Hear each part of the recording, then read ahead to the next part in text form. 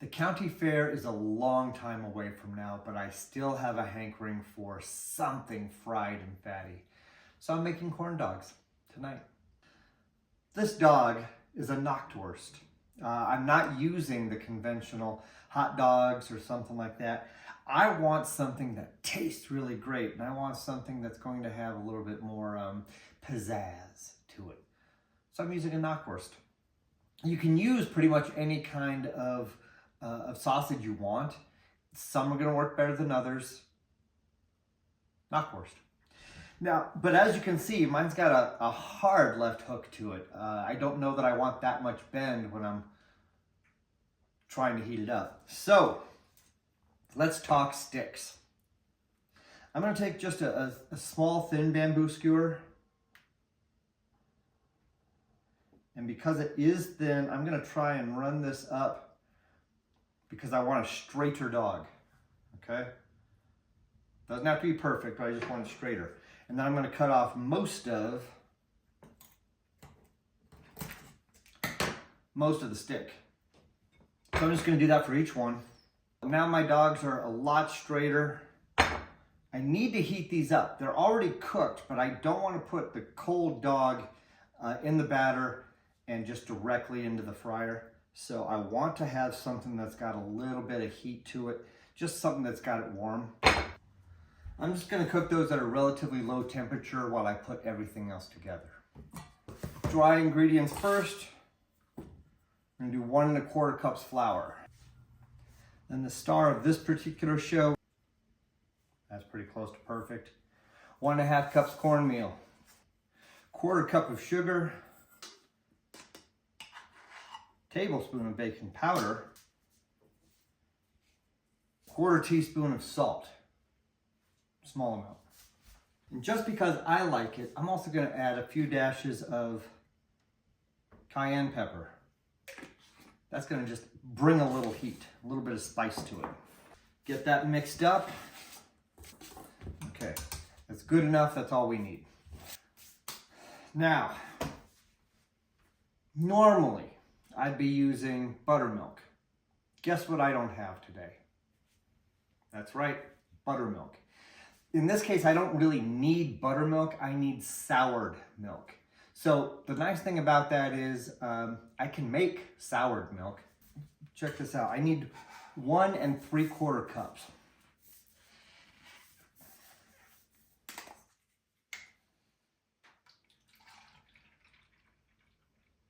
This is whole milk.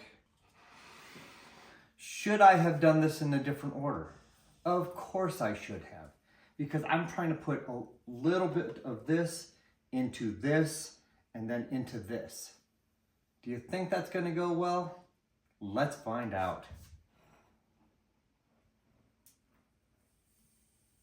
I need 1 tablespoon per cup. So I've got 1 3/4 cup. See? What did I say? So there's a lot of splashed in there, but there's a little bit left in the spoon. I'm going to call that good, but you want it to be close. Let's give that a little stir-ski here. We're going to set it aside for 5 minutes. In the meantime, we're going to clean up our mess. Do you remember when I was cutting those bamboo skewers? I got like a little boo-boo in here. I got a splinter. In the meantime, while we're letting that sit for 5 minutes, I do need an egg. I also need 1 tablespoon of oil. In this case, I'm using avocado. It does not need to be fancy. We're making corn dogs. Not fancy. Although we are jazzing ours up a little bit. Now, this is where the fun begins. While I'm making the rest of the ingredients over here, I am going to start some fire. I want the oil to be at 350. So I've got my little thermometer here, my thermometer. And I've got one that's on the cord, on a wire. You don't want that to touch the bottom of the pan. You want that to be up off the bottom a little bit. Mine is about an inch, half inch to an inch. You'll see that I've also got the handle away from anything that I can snag or pull or twist or catch. I do not want this to be a horror video. Finally, we also need 1 tablespoon of honey. Beep, bop, burp. Slow, slow, slow, slow honey. Honey. And then whip to combine. If you're good, you'll splash this all over the place too. That's cool. I love that. Then combine the wet and the dry. And it really goes pretty fast. All right. Okay. I'm taking them off with a paper towel.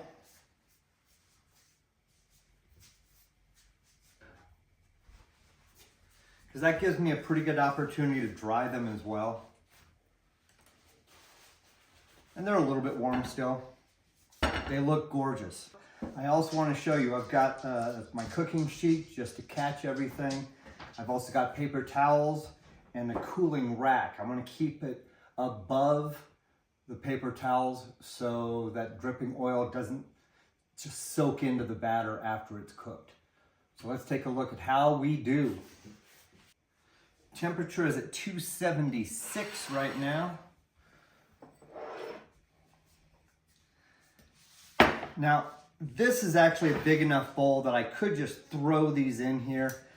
I want to show you the way that it's kind of supposed to be done.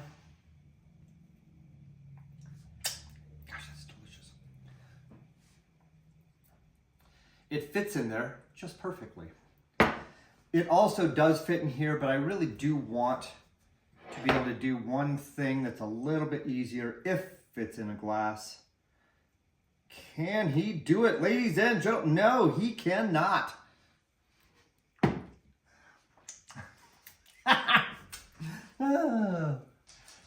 We'll call that my practice run. A little bit exciting. I had fun. I had fun with it. But we'll just go a little bit slower with a little bit more technique. And they're still hot, which is kind of good. So, here's the proper way to do this. And we're at exactly 350 right now. Here's what I want to do.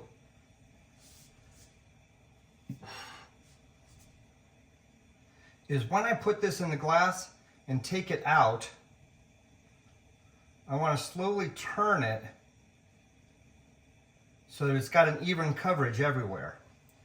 Then I want to slowly put it inside my oil.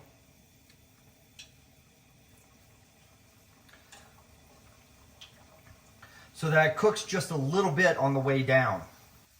Nor do we want this to get too full. Holy cow.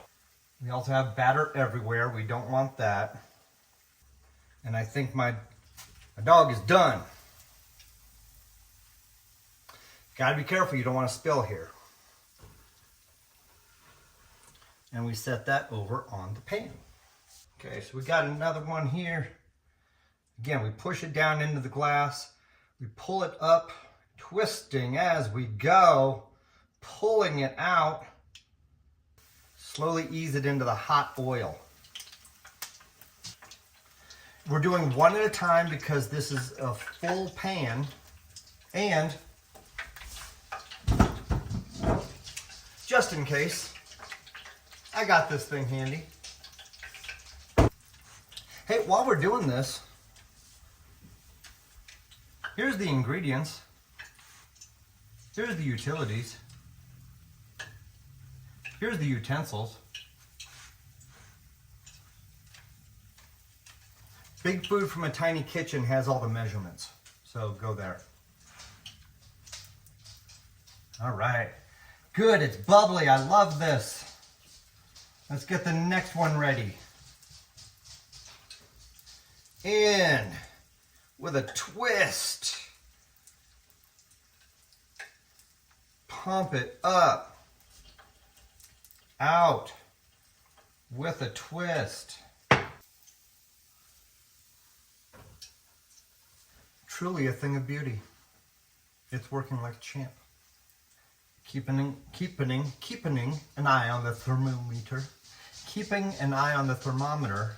I'm seeing that it just dropped down below 350.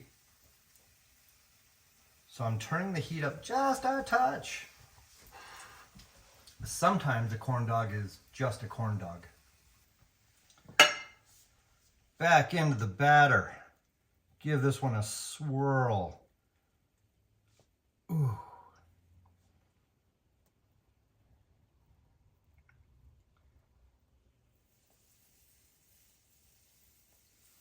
And see, I'm turning it slowly. It's not touching the bottom yet. There we go. Making the batter actually goes really fast. It's a very easy thing to do. Cooking it in this, in the oil, if you've got a bigger pan, sure, you can cook them faster. Be careful. You don't want to go overboard here. This is awesome because I didn't need this. Look how beautifully these turned out. Absolutely gorgeous. I'm gonna put those into an oven and just let them stay warm. So I've got this preheated. In the meantime, let's make a sauce, a dipping sauce.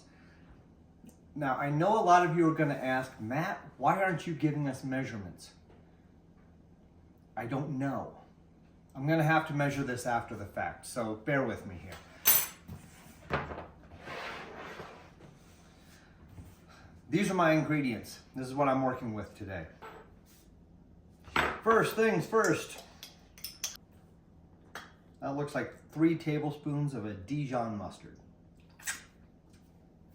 I'm gonna want about an equal amount of yellow mustard.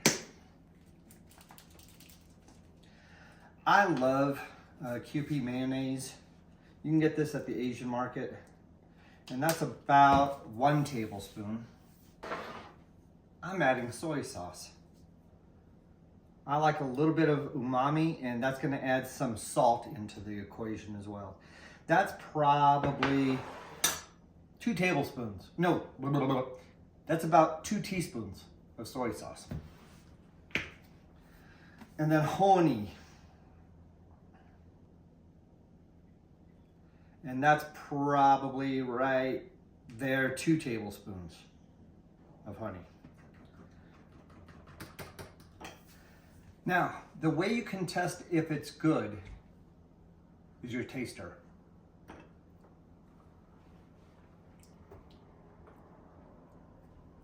Too much yellow mustard. So we're gonna back that down next time. But for this right now, I need a touch more of this.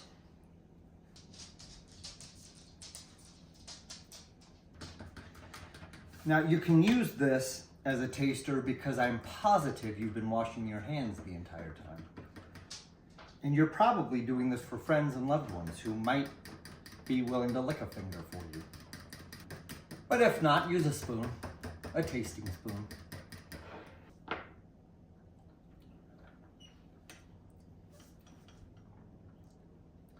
And that's perfect. So what I was doing is I was tasting to see which thing it needed. In this case, it needed a little bit more umami and a little bit more sweetness to offset the vinegar flavor. Perfect, it's done. Let's do it. That is a hefty dog.